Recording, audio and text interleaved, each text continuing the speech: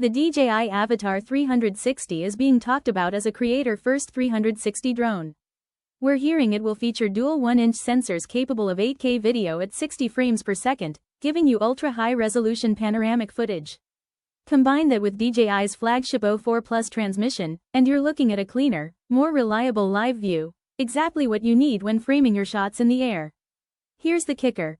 Pricing is reportedly starting at $489 for the standalone unit and $680 for a bundle pack. That's incredibly aggressive for a drone with these specs, making it surprisingly accessible for both hobbyists and serious creators. What really excites us is the flexibility. You can shoot full 360 degrees footage for those wild reframing options later, or switch to single lens mode for classic cinematic movements. This means one drone, multiple creative possibilities, a serious tool without carrying extra gear. Safety and usability haven't been overlooked either.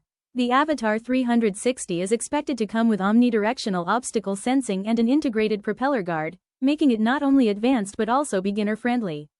Even if you're new to FPV drones, DJI is making it approachable. From content creation to vlogging, from cinematic adventures to immersive VR experiences, this drone seems designed to fit every kind of creator. And the fact that it balances pro-level tech with entry-level accessibility is what could make it a game-changer this year. Now, there are still details to confirm, like flight time, battery capacity, and full camera specs, but the rumors already suggest a highly capable, versatile drone that can hold its own in both 360 degrees capture and traditional aerial cinematography.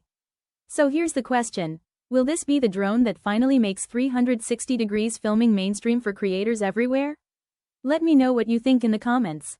Would you grab the DJI Avatar 360 at this price, or are you waiting for full hands-on reviews? Either way, 2026 is shaping up to be an exciting year for drone enthusiasts, and this could be the one that changes the game.